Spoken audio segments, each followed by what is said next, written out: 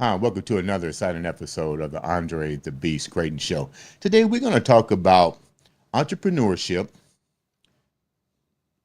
beast mindset, changing that way of thinking into something positive and constructive, but more importantly, understanding the correlation between working and empowering the thought process of changing that work mentality, going to work for somebody, into entrepreneurship, taking your dreams and making them reality.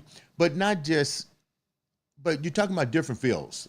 So when you talk about that mindset and changing that mindset from becoming a 9 to 5 into entrepreneurships, there's different areas. One area in particular we're going to focus on is the medical field. Let's be more precise, the nursing field.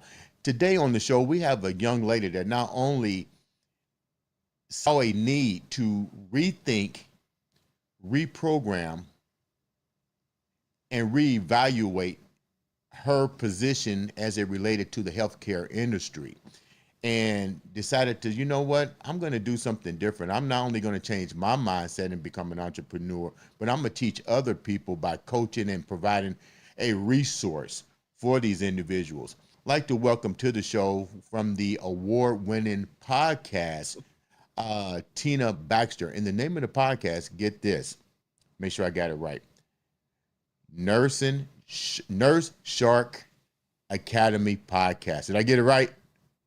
Yes, Nurse Shark Academy Show. Okay. Yes. Tina, welcome to the show. Thank you. Thank you for having me. Let's get down to it. Let's start back with who you are so the viewers can get a little insight. And we know you're from Anderson, Indiana. You should be sitting in this chair, but that's going to be another episode. So let's, Yes.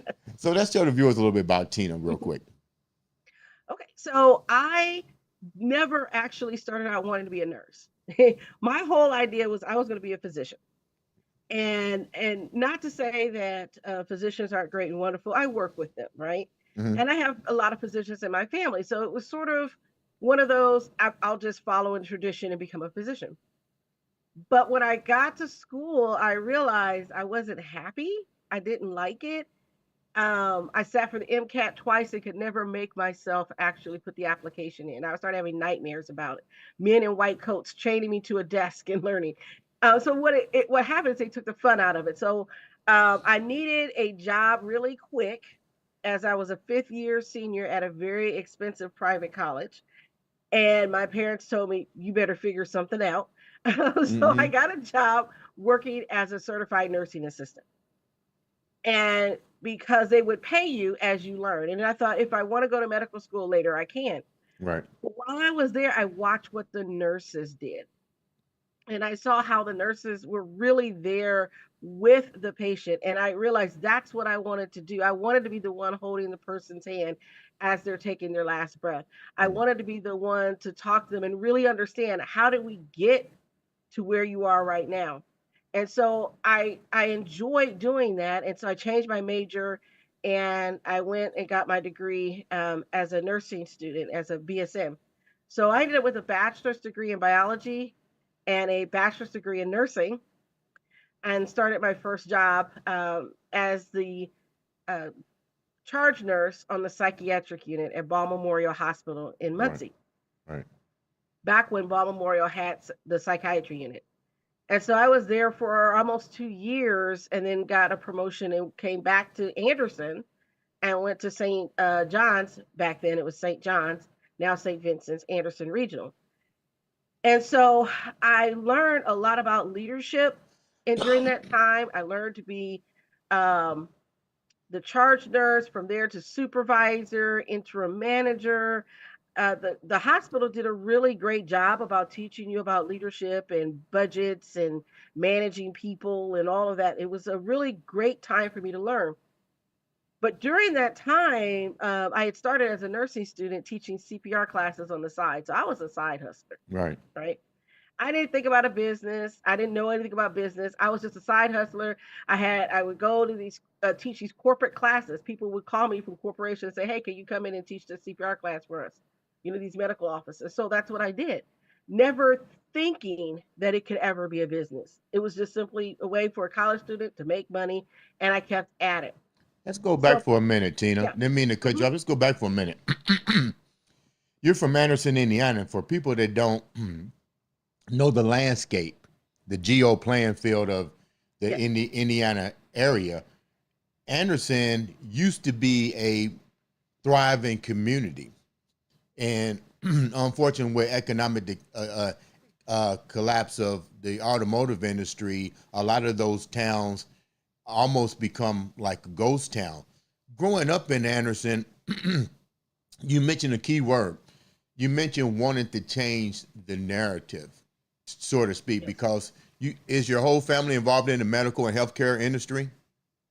Well, there's a lot, there's a lot of them in my family. So I've got aunts that are nurses. I've got aunts and uncles and cousins that are physicians and Mm-hmm. X-ray techs. So a lot of us, my parents are from Arkansas. So Okay. if you wanted to have a good life, you went into the medical field. Medical and teaching were the two things that you did back then. And so a lot of them became nurses and physicians. And I spent some time with them and watched how they lived. And I just saw how the doctors lived, and they had all the toys and had all the things to play with, but never had the time to do it. Right. And I just didn't want that lifestyle. So when I came to Indiana to go to school, I really wanted to focus on finding out, one, who I was, Mm-hmm. and then two, how do I help people at the very basic level? Because it's one thing to, to have the surgery after the damage is done, but let's understand how you got there. Right.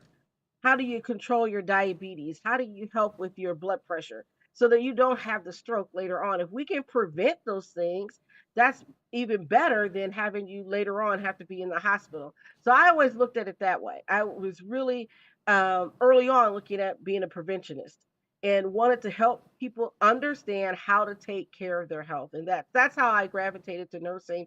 And I'm very glad that I did. What And did you see so, that was what mhm, did you see that was missing?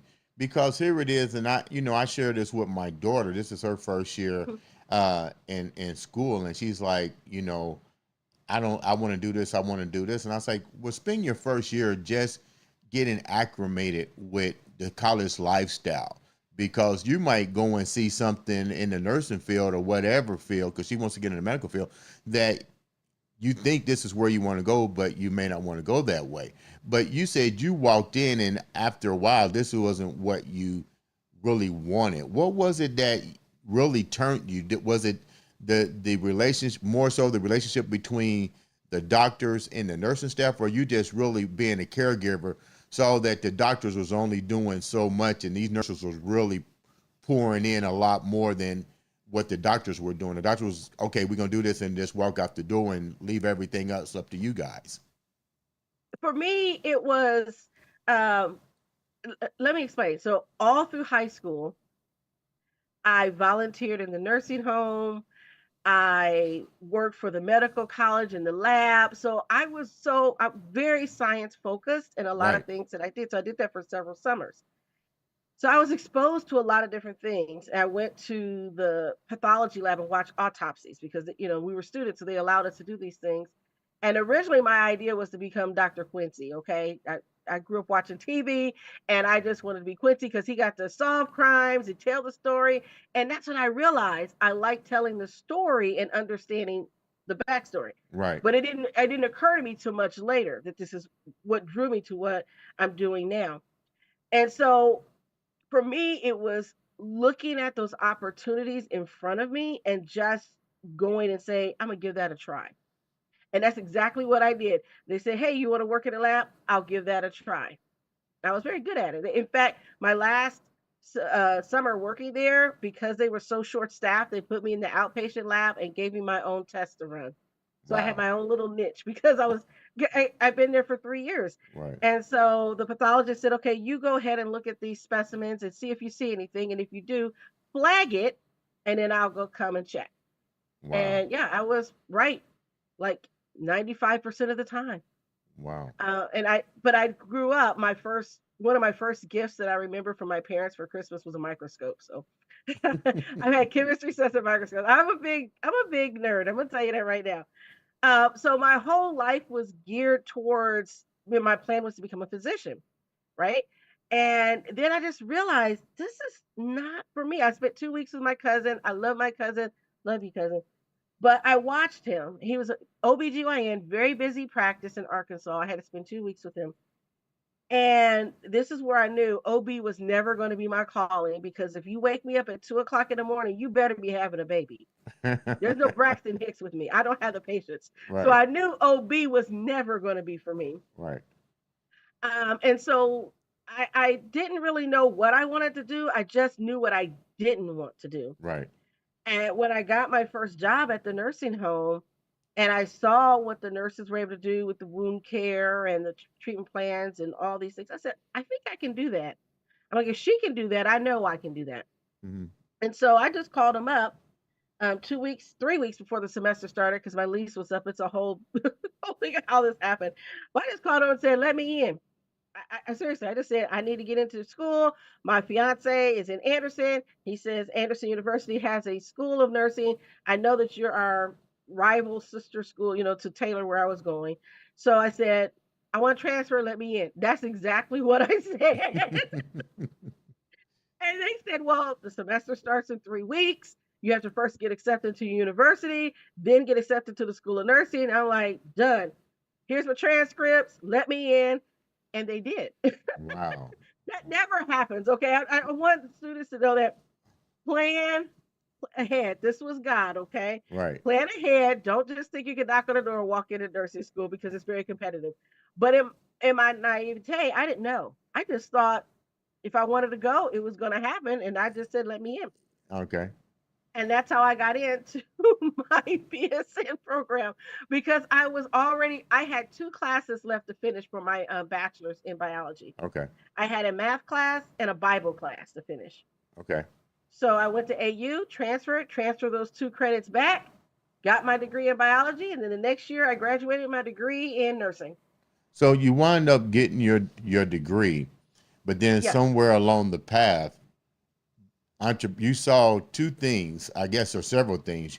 You saw, I guess I would call it undervalue in the nursing field, and yes. I don't, tell me if I'm right or wrong. Undervalued, um, and a need to have them basically reevaluate what they were doing and to become more of an entrepreneur. Why did you feel a need for nurses to take charge and understand that they can be entrepreneurs in a field that is basically structured to follow guidelines and regulations?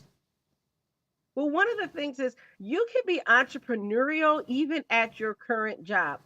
This is something that I learned when I was working in management. Um, there was a need for our patients who were going through the pain management process. They were going to the pain management clinic, and there were gaps in the services. And one of the things we noticed is that they weren't making lifestyle changes to help further their pain goals. And the other thing is that they had a lot of depression, anxiety, et cetera, along with it. Hmm. So what we did is that with the pain clinic, the physical therapy department, and the psychiatry department, we got together and developed a program that was unique, where you would come in for group sessions and you would talk to the physical therapist, you would talk to me in psychiatry, you would talk to the pain management nurses, and we would tailor make a program for you. And if you had to come to these sessions, we made it mandatory. And so then you started putting in those lifestyle changes. I wouldn't have had the wherewithal to do that had I not been working in the community Hmm. with a group called the Minority Health Coalition. And at that time, I was one of their educators as Right. a nurse out in the community teaching chronic disease management. Right. So I took what I learned from there to add that to that program, and it was very successful and was running really well up until when I left there. It was still going. And so I think that's important. You can be entrepreneurial even in your current situation. But what about if maybe you're a nurse or a tech and you're physically not able to work any longer at the Right, bedside? Because that happens. It doesn't mean you have to throw your whole career away. right, I always tell nurses, leave your job, not your profession, right? right. Find a way to do it differently that works for you. So that's the reason why I created the show, was because I wanted to bring on nurses from all over to tell us about what they're doing. So I've had nurses that are wellness and health coaches, a nurse that saw a problem in how nurses were scheduled for infusions. She did outpatient infusions. And so she developed her own company to do that so that the nurse would have a better quality of life, better scheduling, and it would be lucrative for her. And it was so good. She built that company up to where she was taking over the major region in her state, that now she's even sold the company, moved on to something else. What are So, some of the what are some of yeah. the what are three of the top things that nurses really struggle with trying to elevate to that level? Because Mhm. you have traveling nurses, you have all kind of nurses, but I know depression hits everybody, Yes. but it definitely hits the nursing field and the medical field totally different because you're dealing with life. You're getting Hmm. close to these people. Now all of a sudden these people are stricken, stage 4 of this, and you're getting involved with the families.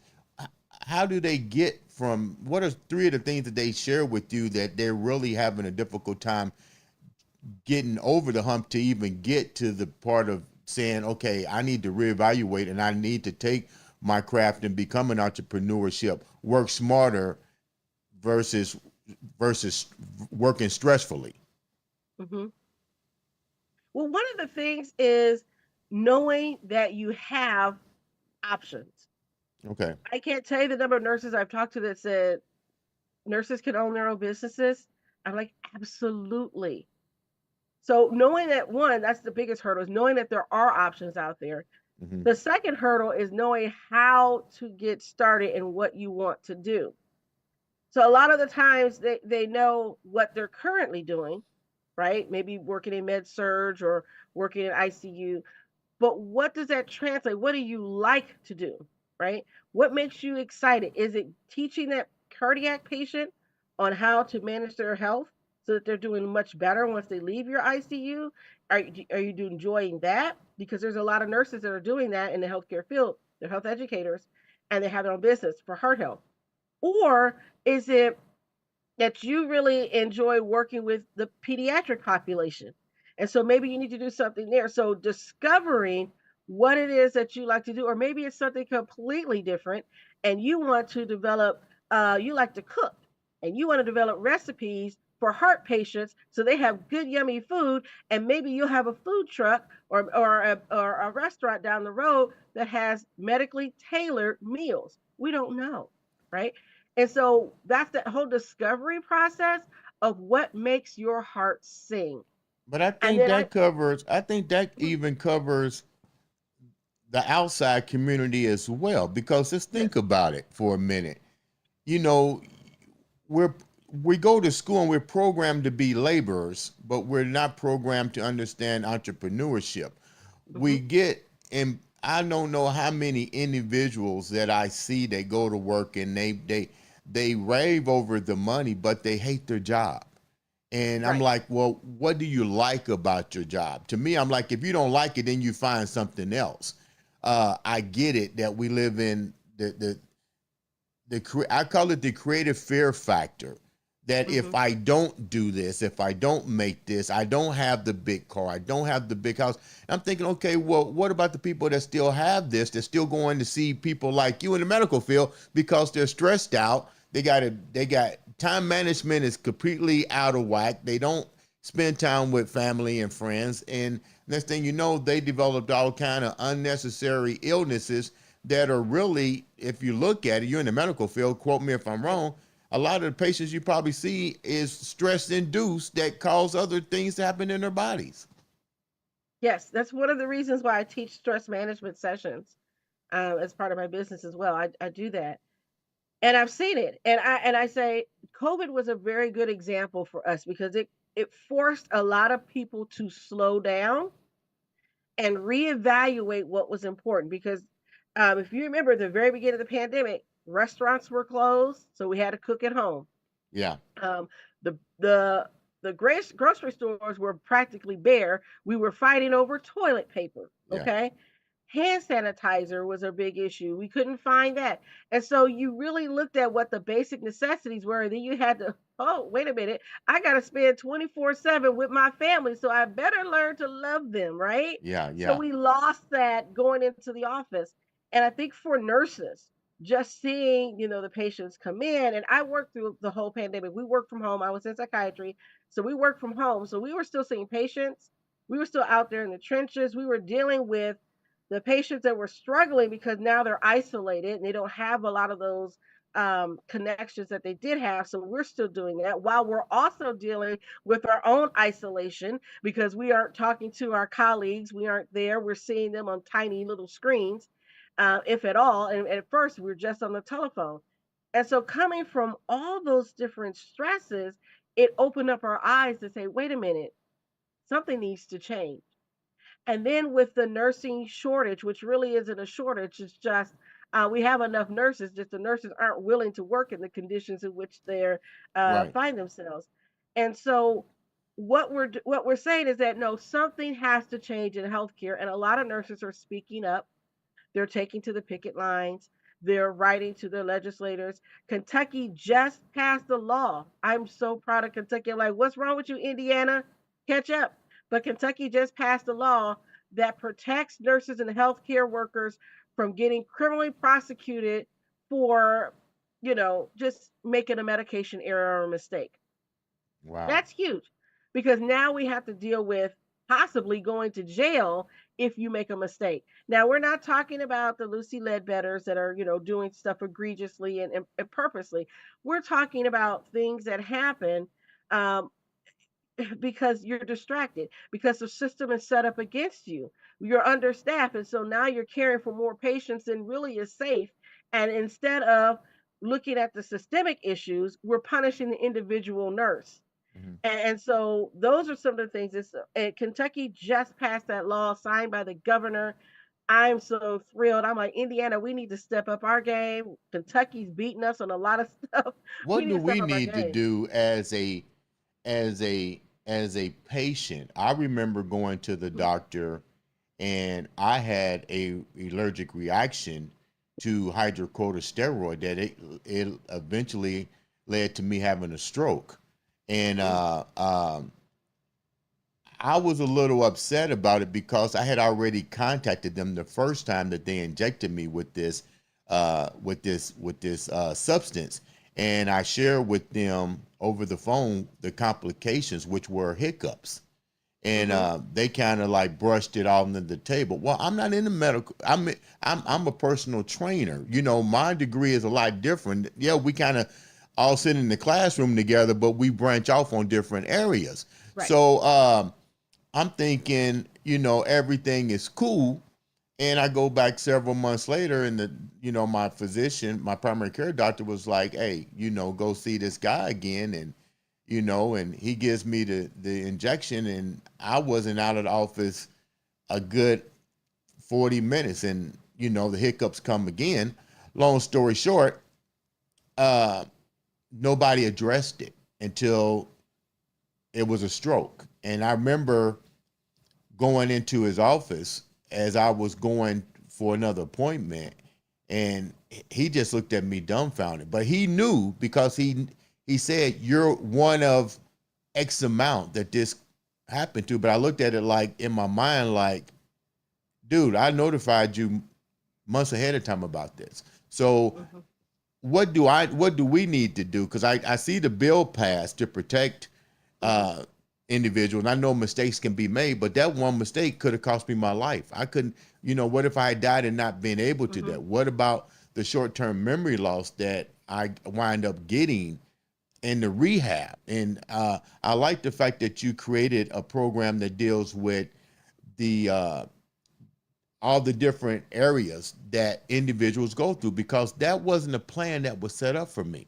Like Mhm. nobody understood what that did to me emotionally, psychologically, financially, how it changed everything. Had your program been part of the medical field, it probably would have been a better outcome. What's your take on that with me as a consumer coming to the medical field and dealing with nurses and the medical staff? I'm going to say this, sometimes you have to be your own advocate. And what I mean by that, I'm a nurse practitioner, but I had a situation to where I had an allergic reaction like you did to a medication. Fortunately, it wasn't that bad. But I started on this medication. It was a cream. It was brand new, new on the market. The doctor was all excited about it, saying Right. this should work. It's got three of the different ingredients that's going to help you with this because I have psoriasis. So I said, okay, I'm gonna try it.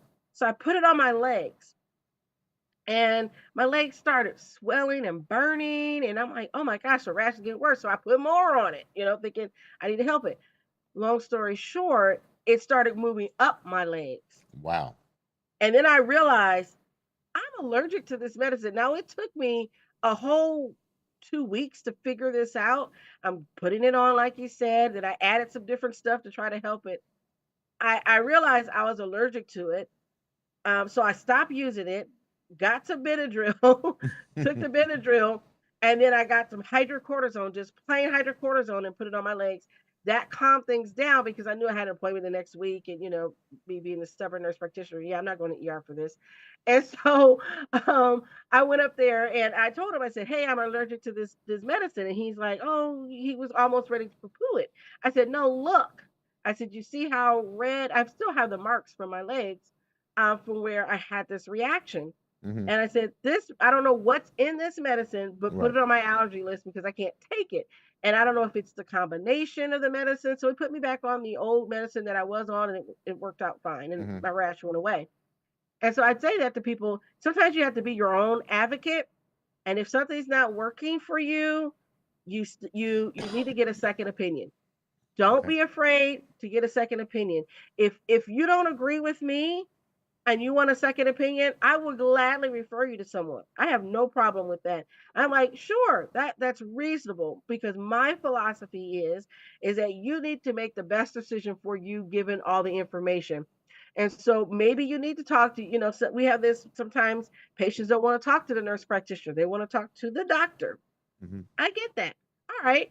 I'm going to set you up to go talk to the psychiatrist. More than likely, he's going to tell you the same thing I just told you because, I do my due diligence. But I let them have that consultation. If the psychiatrist says something differently, okay, fine. We'll go with his recommendation or her How close recommendation. are I don't mind you? that. How close are you related when it comes to providing information? If a client comes to you and stuff, and you're dealing with doctors, how close are you with the same information to give back to the patient with the doctor? Sometimes I'm the one because as a nurse practitioner, I can get spend a little bit more time with you. I'm the one who's sort of coordinating the care. So I had a patient brand new to me walk into the room and say, "You're giving me too much medicine." And I said, "I just met you. I haven't given you any medicine. What's going on?" And so she's in assisted living. She handed me the sheets from her assisted living. And I look at them and I see she's on several medications. A lot of them are duplicates. And so I said, "Well, who gave you all these medicines?" And she couldn't even tell me because she'd been in and out of the hospital. So she had like 4 or 5 different specialists. So I said, "Okay." I said, "Let's see if we can fix the problem." So I reached out to all of her doctors, asked them for all of her medical records, got all of her medical records in, spent an hour going through the medical records, making a chart for her so that I can say, okay, this is when this medicine started from this doctor. This is this medicine and this doctor, and this is what this is for. So you need to go back to this doctor and talk to him about this medicine and whether or not you still need to be on it. You need to go back to this doctor and talk about that. You need to go to your family doctor and say, "Hey, look at all of this and see what it is that I need to be on. What can I be taken off of?" And I said, "And this is what I'm going to give you for your depression. You got two medicines for me, one for depression, one for anxiety. That's it. This is why you're getting it, etc." So she was able to go back and take that list and talk to her doctors and get her medications reduced. And so it made her feel better. She wasn't as lethargic. She was doing a lot better. Again, I work with a lot of older adults. And she thanked me. Her sister was there, thanked me profusely because what they came in and said, "You're giving me too much medicine." Now I could have got upset about that, Right, right. but I Did, didn't. I'm like, well, wait a minute. First of all, I just met you. I haven't given you anything yet, but let's see what you're on and what the problem is. And it's because I work in geriatrics and I understand, how overwhelmed sometimes it can be, particularly if you're getting something for your heart and then something for your diabetes, and then you've got high blood pressure. Oh, let's not forget your gout. Oh, then let's throw some depression on there. Why not? And right. so you can have 3 pages of meds like she did. We were able to get it whittled down, and for me, that's a win, right? When you started your podcast, Mhm. what made you actually do a podcast? Is this almost like an epidemic in the nursing field that the they're the silent voice. They're keeping everything internally. And was this the purpose for doing this podcast? And what's the success rate of it? You getting a lot of nurses coming and sharing their stories? And if so, what are two of the most powerful stories that were shared on your podcast that not only it powerful, but it's actually going on more than what people think? Well, I think one of my most successful podcast interviews was during the first season, Hmm. and I happened to talk to a nurse, and she has a chronic illness, debilitating disease, but she was able to use her platform as a nurse to develop an online business for herself Hmm. and to work with other nurses that are also having a chronic illness and debilitating disease, and where she's able on her good days to bring these nurses together, be supportive, help them get what they need. She runs educational seminars. She's doing great. And so it was wonderful to hear from her and work with her. And we still keep in touch, actually. We're Hmm. trying to work on a project together. But then I say during the second season, we're in our second season, and we're now international. And I had a Congratulations. nurse. Yes, thank you. Look, your face just lit up on that. We're now international. Yes, because I had my very first nurse from the United Kingdom Okay, yeah. that was telling me about her concierge business where they bring in patients from all over the world. They pay for their surgery out of pocket, Wow. right? But it's a lot cheaper than getting your surgery here in the United States. It's minimally invasive, but they put you up in a hotel for 4 weeks. They have nurses assigned to you, take care of you the whole time you're there, make sure you're there for your post op appointment, then send you back home. While you're there, you can be a medical tourist and you Wow. can go visit the sites and do all the things that you can do while you're there. And I just thought that was such a unique business that I Right. got a chance to talk to her. I just talked to a nurse who's now based in Mexico, Right. and so I talked to a lot of expats as well, and who are in different parts of the world. So that's the fun thing is every time I get to talk to a nurse and find out what they're doing, even though they may be in similar fields like legal nurse consultant or health coach, they all have a unique story, and Right. I love hearing that unique story of how they got to where they are and where they're going. And it's so for me, it's just thrilling.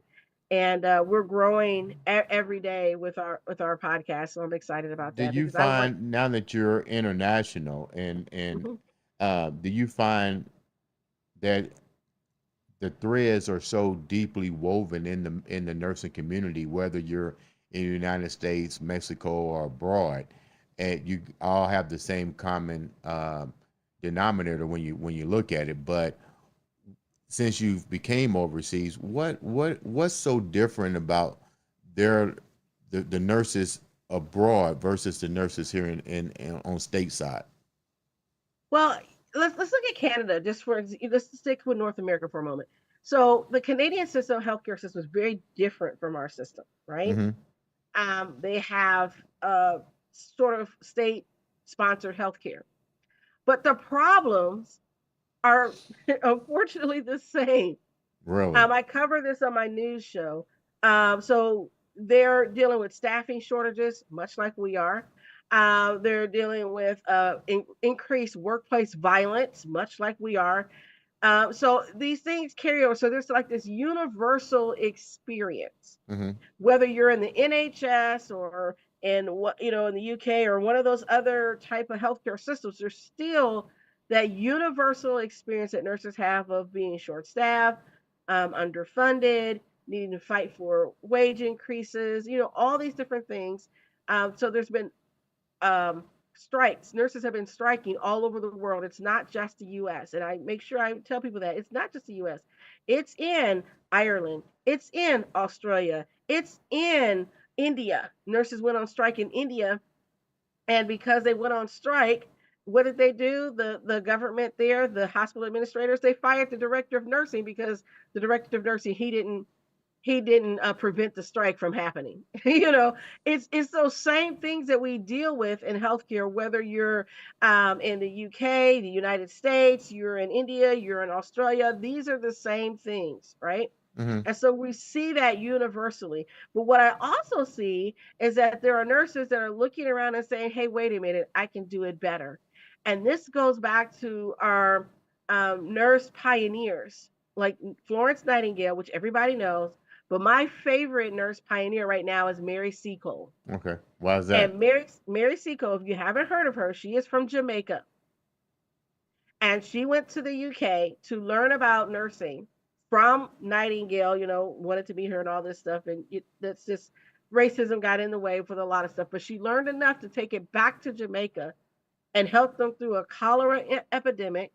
She helped them through the Crimean War. In fact, the soldiers, she went back to the battlefield, and she was so close to the battlefield, she was often putting her life in danger Mm. with her field hospital, while Nightingale's field hospital was a little further out, a little in the safer area.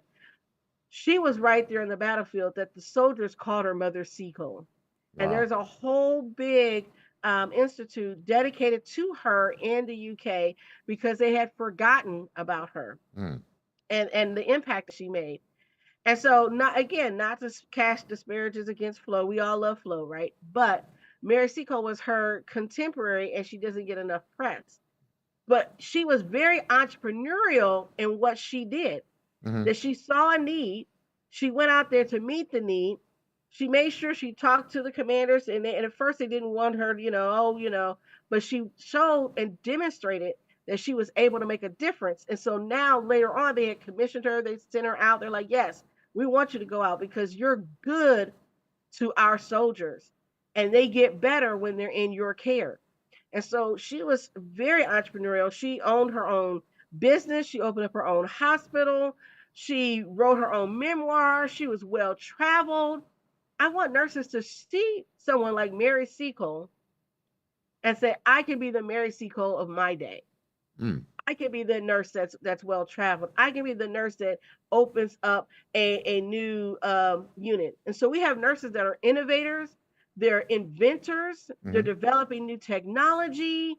I want nurses to see that you can be anything you want to be, and you can use all your nursing skills right there in your own business. And whether you're still working at the bedside, you can be entrepreneurial at the bedside. This is where nurses come up with, hey, this is a problem. We're having a trouble getting people out of bed, or this certain surgical stocking isn't working. We need something different. Nurses are very creative. We do these things naturally. We just don't take credit for what we do. How can the viewers reach out to you, listen to your podcast, and get more information on you and your quest to empower women of the nursing field? Yes. And I want to say not just women, because we have men too. Oh yeah, I We forgot want to about that. encourage them Yeah, too. yeah. I'm sorry. Yeah, Thanks for shedding yeah, the light on that. yes, yes. But I'm gonna say you can go to the Nurse Shark Academy .biz. That's my website. You can get a hold of our podcast there. Our blog is there as well. We also have um, training videos available to you should you want to invest in those. You can become a member. You become a member of the Nurse Shark Academy. You get the one-on-one coaching. You'll also get the group coaching and access to all the video archives and whatever else I decide to just throw out there and have for you, because I'm like, I want to love on members. So I Okay. want to give them everything in the kitchen sink if I want, they need to. And what's great about our membership, I don't hold you hostage. It's 6 months. You can renew it anytime. And so that's what I want nurses to know. There's flexibility in anything and everything that you can do. And I just want to say, I don't just help nurses. I do help others in the healthcare field. I help massage therapists. I help social workers. But my love is going to be nurses because I'm a nurse myself. And when I told my family, I said, when I die, bury me in my white uniform or my white cap and put my Red Cross pin on me. That's how I want to be buried. I'm a nurse through and through. Thank you so much for taking the time for coming on and sharing such a beautiful story of empowerment and giving back to the community and teaching individuals that no matter what, you can always keep your life moving forward. Ladies and gentlemen, this has been another exciting episode of the Andre the Beast Crayton Show.